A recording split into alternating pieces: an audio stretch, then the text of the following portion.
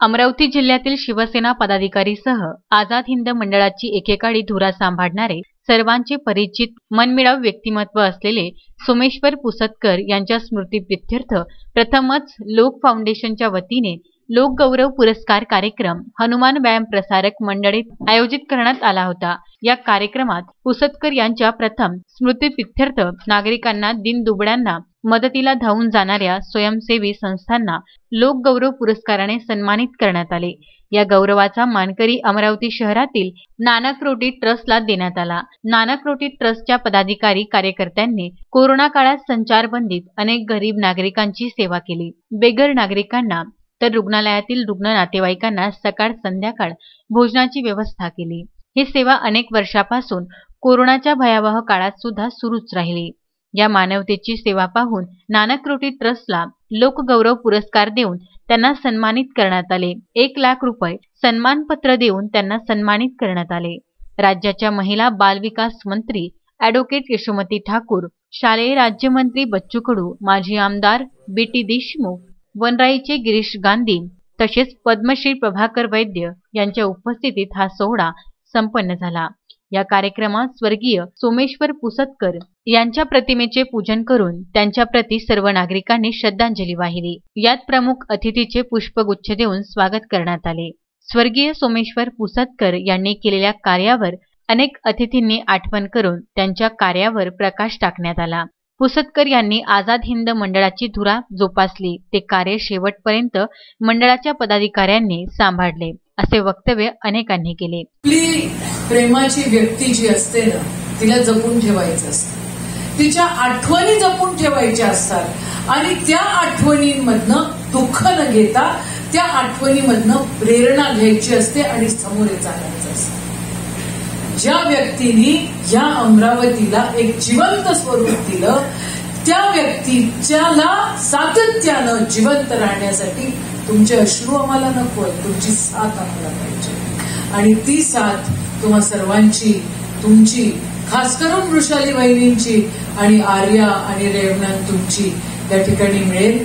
अविनाश दादा दुधेंनी सातत्यानं आम्हाला फोन लावले, या कार्यासाठी सातत्याने तुम्ही आलंच पाहिजे आणि आम्ही आज कोणतेच कार्यक्रम घेतले नाही, पण एक बैठक मुंबईला जायच्या आधी मला नागपूरला कंप्लीट करायची आहे, नाहीतर गिरीश काका आपण, बीटी काका आपण आणि वैद्य काका असल्यानंतर माझे कार्यक्रम काय महत्वाचे नाही, पण जे कार्य आहे ते लोक हितासाठी त्या ठिकाणी त्या बैठका लावलेल्या आहे आणि त्यांना जेवढा आनंद दिला तेवढं गेल्यानंतरही तेवढंच दुःख मात्र दिलं।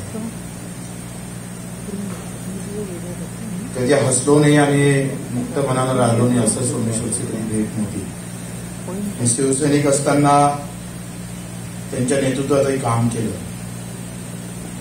शिवसेना सोडल्यानंतर सुद्धा सोमेश्वरजीचं सोबत राहणं आमचं कायमचं होतं। सोपियानं त्यांना पुन्हा उजळा दिला आणि सोपियाच्या आंदोलनात माझ्या मतदारसंघाचा संबंध नसताना सुद्धा सोमेश्वरानं सांगितलं की आपल्याला उतरावं लागेल अमरावतीकर म्हणून, आणि पुन्हा सोमेश्वरांनी ते सगळी गाड भेट सगळ्यांची घालून घेतली आणि पुन्हा एक सोपियाचं आंदोलन सोमेश्वरच्या नेतृत्वात असं म्हटलं तर काही वावगं ठरणार नाही। अतिशय अभ्यास, बीटी साहेबांकडे गेल्यानंतर जसं माणूस मंत्रमुग्ध होतं, त्यांच्या प्रत्येक गोष्टीवर लक्ष जातं, त्याच ताकदीनं सोमेश्वरानं सुद्धा तेवढाच ताकदीचा अभ्यास त्यांनी या सगळ्या बाबतीत ठेवला होता। कधी कधी वाटायचं सोमेश्वरराव विधान परिषदमध्ये गेले पाहिजे, विधानसभेत गेले पाहिजे, पण ते सगळ्यांना शक्य होत नाही। जरी आमदार झाले नाही, खासदार झाले नाही, याचा अर्थ ते त्या ताकदीचे नव्हते असंही म्हणता येत नाही। असं म्हणतात तर जग कोणी गेल्यानं काही थांबत नाही, ते चालतच राहतं, पण काही गोष्टी मात्र थांबतात। काही गोष्टीला आपण पाहतोय त्या ते पूर्ण होऊ शकत नाही। तो माणूस असला का तोच ते पूर्ण करतो, ते तिवार सत्य आहे।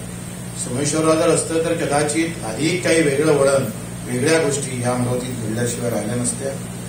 मला वाटते एवढं सगळे काम करताना खरं तर आभार अविनाशराव दुधे तुमचे मानावं लागेल, नाहीतर मित्रता असतं ते काही वेळेपुरती असतं, ठराविक काळापुरती असतं, पण वर्षानंतर हा कार्यक्रम घ्यावा, त्याच्यात पुरस्कार द्यावा, ही मित्रता सहसा आपण पाहायला जात नाही, भेटत नाही अशी मित्रता. एखाद्या माणसाचं काम किती काही मोठं असलं तर उजाळा देणारा माणूस जेपर्यंत भेटत नाही तेपर्यंत ते समोरही ताकदीनं येत नाही. अर्थात त्याचं अस्तित्व राहत नाही अशातला विषय नाहीये, पण त्या गोष्टीला उजाळा देणारा, ते आठवण करून देणारा, पुन्हा तो कार्यकर्ता निर्माण करणारा, त्या सगळ्या चांगल्या गोष्टीतून पुन्हा काही एक नवीन काही निर्माण करणाऱ्याची गरज असते. आणि ते खऱ्या अर्थानं अविनाशराव दुधे यांनी केलं म्हणून त्यांचं खास करून मी आभार मानतो, त्यांना धन्यवाद देतो का आपण हे सगळं स्मरण करून दिलं. नाना रोटी, नानकजी रोटी यांना सुद्धा आपण पुरस्कार दिला. मला वाटतं आखरी रोटी आणि भाजीचा संबंध लग्नात, तेलवीत, मरणात किंवा गणपतीत किंवा दुर्गादेवी मंडळामध्ये किंवा एखाद्या खाण्यापिण्याची पार्टी असली तर तेवढाच संबंध येतो. म्हणजे लग्नाशिवाय किंवा इतर ठिकाणी पुन्हा कुणाला वाढलं, पुन्हा कुणाला जीव घातलं असं चित्र काही देशामध्ये नाहीये, फार कमी पाहायला भेटते. आणि ज्याला भूक नसते त्याला इतकं जेवण वाढलं जातं तर तो नाही नाही म्हणता म्हणता तो शिव्या द्यायला लागतो. अशी परंपरा या देशामध्ये आहे.